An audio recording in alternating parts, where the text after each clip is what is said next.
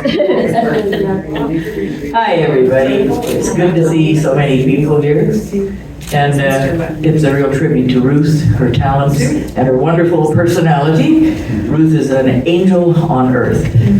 So I have published her book, and I'll tell you just a little bit about me and the publishing, and very little, and then we'll go into it. My name is Candace James, and I represent Silver Bull Publishing, the publishing company that has brought Ruth Kozak's newest historical fiction book, Dragons in the Sky, into the realm of the general public.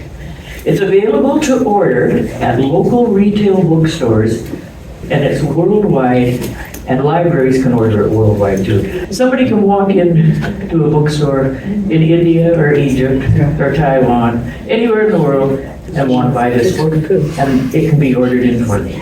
A little bit about Ruth now and her book. Ruth has an incredible talent for bringing to life the ancient times of Alexander the Great through the lens of the captured young Druid girl, Olwen, who is at the center of this tale, Dragons in the Sky. With masterful writing, decades of research, and immersive travel in the setting of the saga, Ruth has created a captivating adventure that will still be read by many long after we're gone. The story is set in the Welsh lands and Greece. Ruth's father was born in Caerphilly, so she has always had a connection to the Welsh. She has lived in Greece and visited there many times, so in many ways, this story is like a past life regression to Ruth. And it is true that on her visit to Old Sarum, she heard the voice of Olwen, the young Druid girl, the main character in this story. Ruth heard Olwen's voice telling her story. As the reader moves through the pages of this book, it becomes very apparent there is a masterful intelligence at work here. A masterful intelligence. Ruth's storytelling skills are second to none. And anyone reading this book will find it very hard indeed to put it down. It is a real page turner designed and laid out by a masterful historical novelist. So now it is my great pleasure to invite Ruth to the microphone to read from Dragons in the Sky. So please put your hands together and give a welcome to this great writer sitting to my right. Publishing for doing such a beautiful job of my book. I really appreciate it.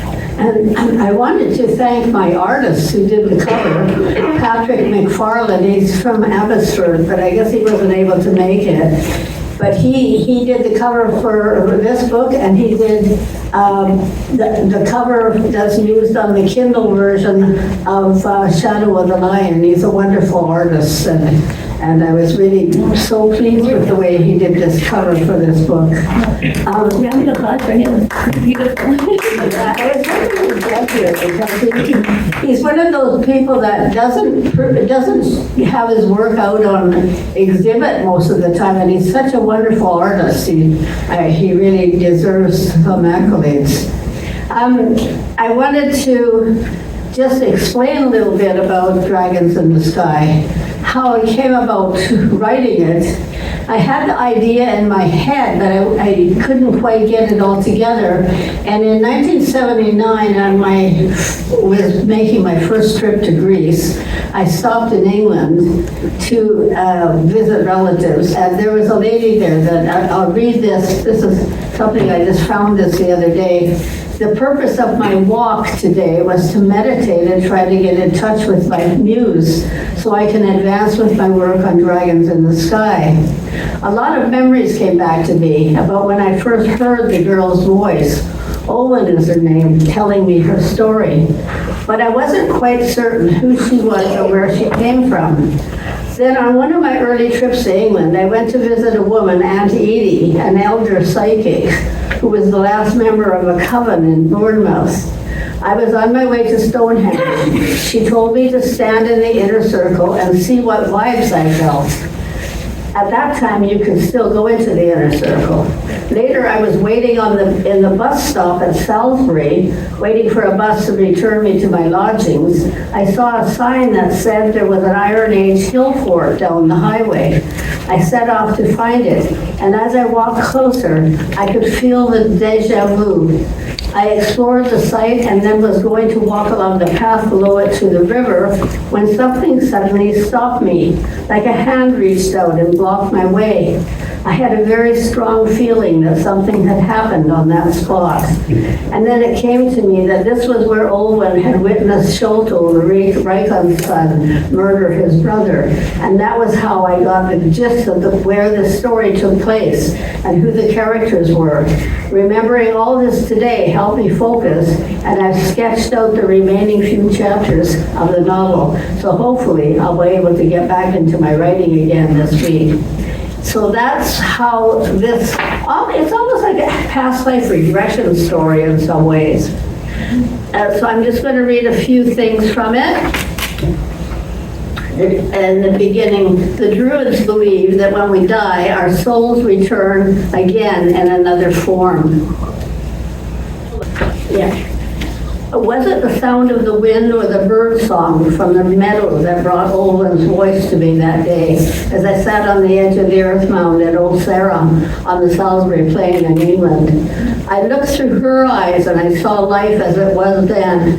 She spoke to me, telling me her story. The prologue. How do I tell my story?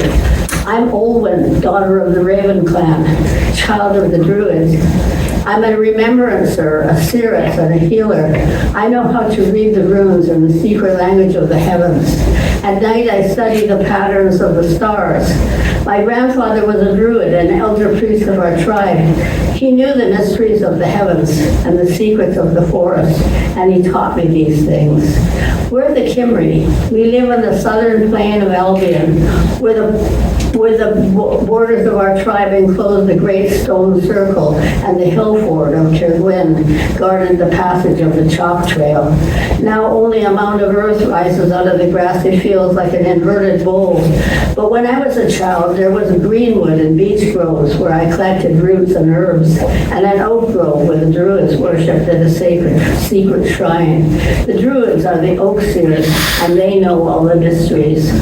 My people, the Astiltir, left the green fields of our homeland Cymru to settle here on the plain. Our village, Kirgwyn, was enclosed within a circular palisade of staves. It was a small village with wattled huts like rounded straw stacks with low roof thatches. Inside the stockade, an outer circle of stables and cattle sheds ringed the craftsmen's hunts. Then the houses of the freemen in the center of the world, like a hub of a wheel, stood the timbered lodge of my grandfather, the elder priest. Outside the palisade, the fields were bright with wild flowers. Our yeomen herded cattle that grazed in the lush green pastures along the muddy riverbank and raised small crops of barley and wheat. These were protected by the warriors of the Reikon's royal war band, who kept our borders safe from the raiders of rival tribes. The Reikon Madak ruled our Tuath the same as a king. In those days, Kirgwyn's timbered hall rang with the bard song, and in the hidden grove, the oak seers prophesied fortune, war, and death. Now the council hall and the Reikon's lodges have decayed into earth. The mound is bare except for small shrubs and wild grasses. The oak grove that once held the mysteries of the gods has been burned and plowed into the soil. Here in the summer afternoon with the green gold countryside, whose air has the scent of fallow earth and the meadow grass, one can still hear the gods speak. Who knows the secrets of the oak grove? The spirits of priests and kings are here. Listen to my story. I'll tell it as the bards tell theirs. Listen to me. I'm Olwen, daughter of the Raven clan, child of the Druid. I'm an honored child. And just the beginning here, I'm going to read right. Oh wait, you think that's right? Yeah. this is like one stanza. The chapters are like stanzas, like as if it's a bard telling their story. And this one is Ballad 3, The Dragon's Fire. Who's the star sun who twines himself around the universe like a golden serpent? Who's the dragon who breathes fire across the sky? The god speaks and says, I'm the star sun, the golden dragon, the fire drake, the sky serpent. I foretell the birth and death of great kings. Seek your destiny in the heavens. The Druid says, follow the dragon's fire, and it will lead you to your destiny. A Midsummer Song, stanza 1. I always felt safe there in the bosom of the forest, where only the wild creatures know the way through the honeycomb of trails. The trees are hung with shadows, and the dappled hearts graze among the ferns. There are secret coverts where the wood nymphs dwell. Rabbits frolic in the sweetbriar, and the red squirrels chatter from the pine branches. If you're very still, you'll hear the evening song of the thrush and the sweet, sad treble of the wood spirits. I followed the deer-trod path until it came to the rocky spur of the ridge below the hill fort. The bracken was as tall as my shoulders, and a tangle of blackberry bushes scratched my arms and legs as I pushed through. I knew my way as easily as if I were a pied deer. Up on the ridge, where the hill fort's hidden by a stand of junipers, there was a little cave, snug as a rabbit's warren, cozy and sheltered, and known only to me. I often hid there, safe as a vixen in her lair. It was below the ramparts of the fort, and I could hear the muffled voices of the guards, and far away the village sounds, shouts of freemen and barking dogs.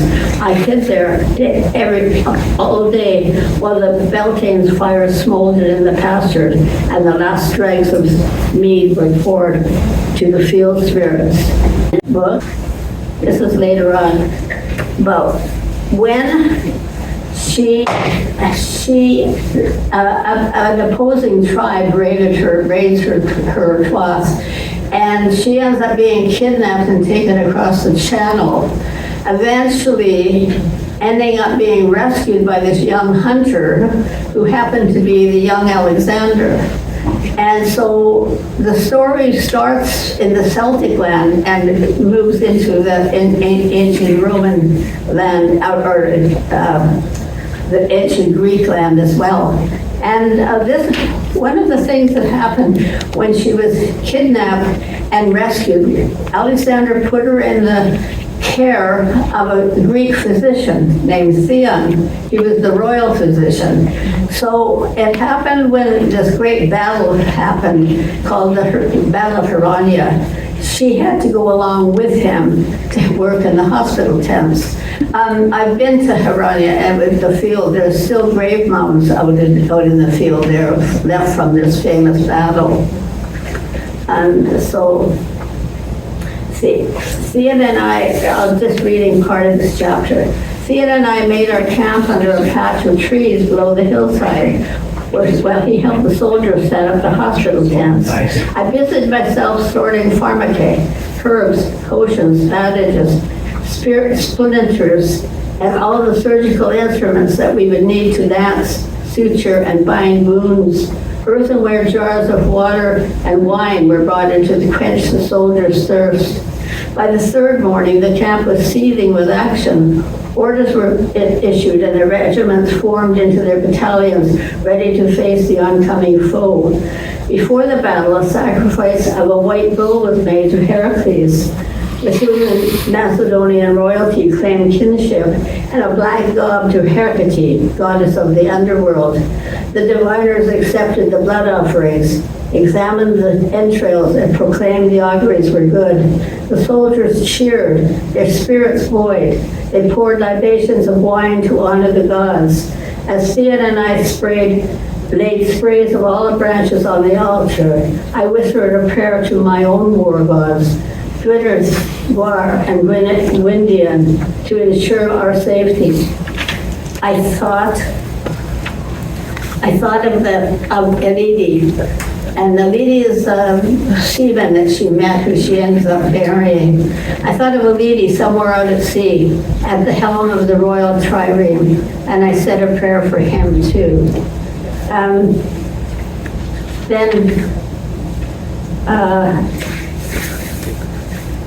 Let's see. This is this part, okay. So Thean and I made our camp under a patch of trees below the hillside. While he helped the soldiers set up the hospital tents, I busied myself sorting the pharmacy, herbs, potions, bandages, splints. Oh, I read that part, right? Sorry. Yeah. More soldiers staggered in, splashed with blood. Others were carried on friends' shoulders and laid on the ground, groaning in pain from their wounds. Thean gave me a more exacting task than ever before. I learned that festering wounds had to be burned, while others were dressed and bandaged. I not only attended the injured, but also the mortally wounded, calming their fears of death, so they left their life and faced their mortality with serenity. By nightfall, the first day of battle ceased. The sky had darkened in the west. Where the sun had dipped low behind the hills, blood-red clouds consumed the sky like fire. I stood outside the hospital tent, exhausted. Just then, a meteor flared across the sky. I felt shivers down my spine. Was it a portent? The dragon's fire? The words of one of our Celtic war songs came to my mind. See the blazing star bright on the dragon's crest. It tells when warriors meet to die. Quickly I collected myself. This was not the time to be dismayed, to fear disaster may befall all of us. I calmed myself and quietly prayed, Goddess, I do not ask for myself, only that the battle will be won. Exhausted, I wanted to lie down on my bed forever. Young as I was, I felt my strength ebbing. As I sank onto my cot, my head was spinning and I choked back the acrid nausea that rose in my throat. Thean brought a damp towel and wiped my forehead. You're exhausted, my child. It has been an overwhelming day, and I'm proud of your stamina and courage. Truly, you have served the healing gods well. I began to retch, and he handed me a bowl. My hands trembled as I held it. My head swirled. It's nothing serious. It will pass. Thean tucked a blanket around me. Sleep, my child. By tomorrow, you'll feel better. He brought me a cup of hot chamomile tea, but the taste of it made me feel even worse. I slept fitfully that night, the sounds of battle and cries of the wounded still vivid in my mind. As I slept, my dreams were filled with fearful glimpses of what I had witnessed, what I had heard. The cries of the wounded and moans of the dying disturbed me more than anything in the past ever had. But I knew I must force myself to go on because of my respect for Thean and my promise to the goddess. So this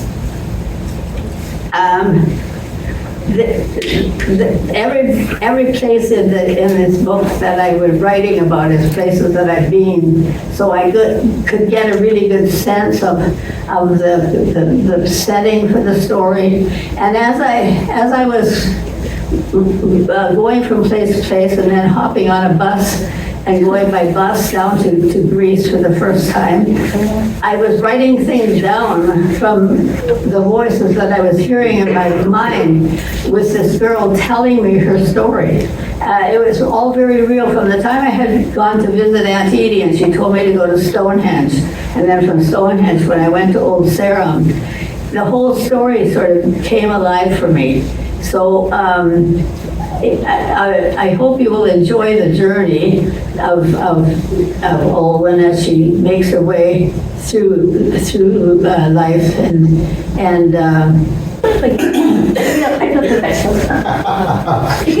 Oh, she said so. Well, Ruth, this is a wonderful moment. I've been looking forward to this. I did read The Shadow of the Lion, and I am Welsh. So this is really fascinating. I know that you approach this from a point of view of research, but also from something well within you. And I'm just wondering the historical context of this in terms of the connection between Greece and Alexander the Great. Is that something that is from your imagination, or is it historically accurate? Well, I try to get things as historically accurate as I can. At the time when she gets rescued, Alexander's just a young boy then. Alexander's about 15 or 16, because you don't realize this, but he was only 17 when he became the king, and he was only just turning 20 when he went off to Asia with his army. So you don't think of him as being a young teenager, you know.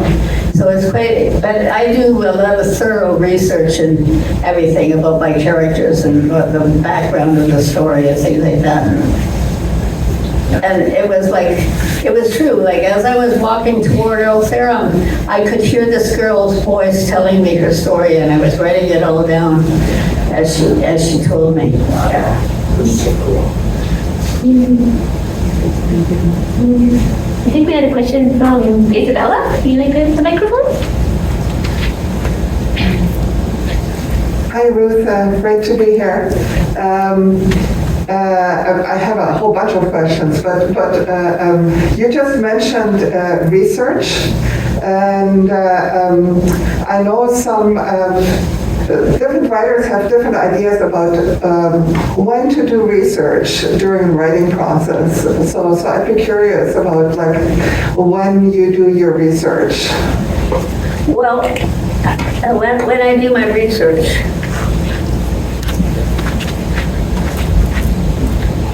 well, fortunately, I've been lucky enough to be able to visit all the places I write about. So I make a lot of notes when I'm there about, you know, the setting details and things like that. And I've just been always interested in the historical stuff like that. Some of it I get out of books or what, but a lot of it I like to have that actual personal experience of going to these places and getting the idea about what they were like.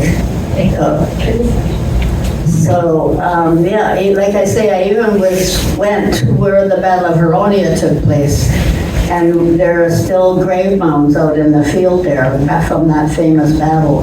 That's when the Macedonians were attacking the Greeks.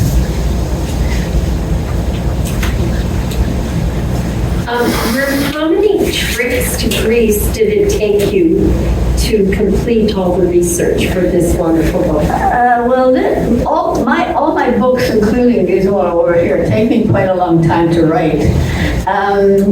This one, I actually started Dragons before I started writing Shadow of the Lion. I started actually writing it in 1983 when I first went to live in Greece. By that time, I'd been to quite a few of the places. But then I was working on it for a year or two, and then I wanted to write Shadow of the Lion, so I set it aside. And the Shadow of the Lion took me 12 years to finish writing it and getting it out, because there was so much research. In that particular book, of course, I couldn't get to the Middle East. I just had to do a lot of research about what it was like and everything. But fortunately, with Dragons in the Sky, I was able to go to all the places that I was writing about. Ruth, hold the mic so you're talking into it. Oh, okay. Yeah, thank you. Thank you. Not up like this, like Like that. that? Yeah.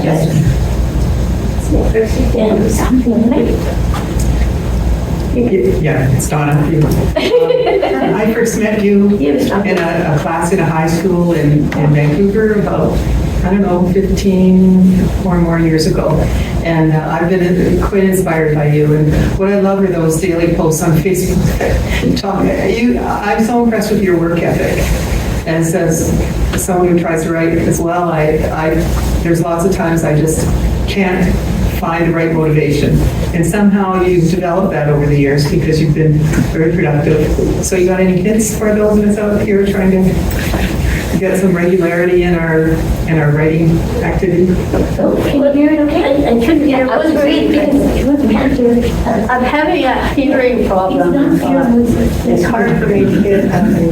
That's okay. My husband has a hearing problem. I'm used to repeating myself. I was just saying, have you got any advice for aspiring writers to come up with the kind of writing ethic that you have, where you appear from your Facebook posts, you appear to be very regular about it, and it just seems to be part of your everyday life. You don't have to wait to be inspired somehow. It just kind of comes. Have you got any advice about maybe other things we should be reading, or something to build into our daily routine that helps us be more productive?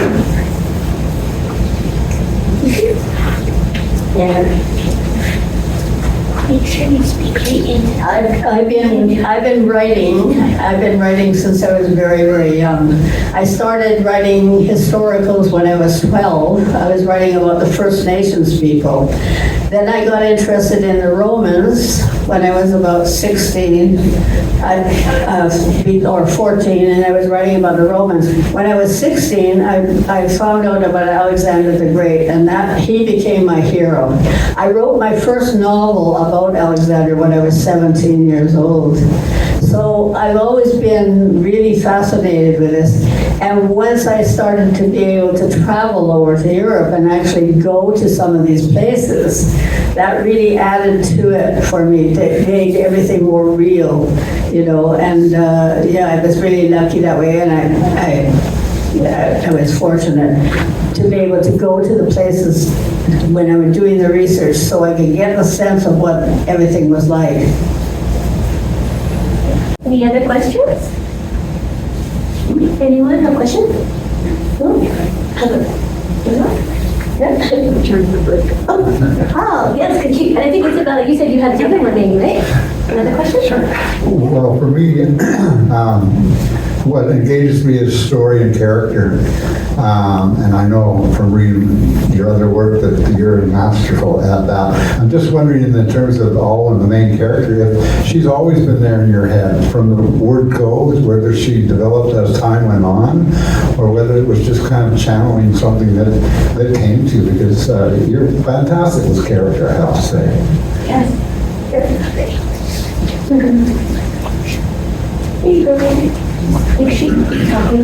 How did the old one get developed? Well, I think when I read that first bit about, What are you doing for this? when I read this first bit about, I had the idea about writing this story about this girl, but I really didn't know exactly where it was going to take place or anything like that. So on that first trip to Stonehenge and Old Sarum, the whole thing came to me. Exactly. Then her voice became very loud, telling me what her story was. So that's how that one came to be, because Shadow of the Lion, for instance, is based on actual historical things that happened. But Dragons in the Sky was just this voice telling me her story. Isabella, do you have another question? Okay. Since you said you had a few. There you go. Yes. So the other question I had, like similar to what we just were talking about, hearing the voice of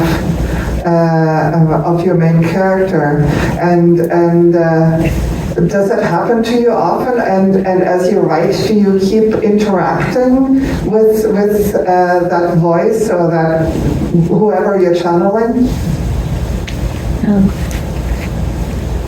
So fascinating. Well, in the case of Dragons, it really was it almost turned out to me to be like a past life regression story. Like I really felt that I had been there, that she was telling me her story, and it was also very real to me. My other books, I try to get to know the characters really well before I write them, so that I know what they're like, and especially I've done so much research about Alexander, for instance, and then going to live in Greece it helped me too, to sort of get more of a sense of what the characters might have been like and everything like that. So I think it's really important to make your characters really come to life on the page so people can relate to them. And I enjoy doing that. Right now, like I say, when I get this voice in my head, I'm working on a novel right now about Alexander's mother, Olympias, from her childhood. You don't know very much about her childhood. There's very, very little things. So some of that I just have to imagine it. But I know what kind of a character she turned out to be, very, very fierce woman. So it's kind of, I'm writing it, it's kind of a different style of writing from my other books, but I think it's going to be very interesting when it's through, because she was such a character, just unbelievable woman, the things that she did. When you consider, when you look back and you consider how old she was also, like she was only 15 when she married King Philip, and she was 18 when she had Alexander, and she was just a really fierce woman. So you really have to get to know the characters, and in that case also I have been to the ruins of Pella, where they lived in northern Greece and Macedonia. I try to get as many details in my head by going there rather than just reading it out of books. Yeah.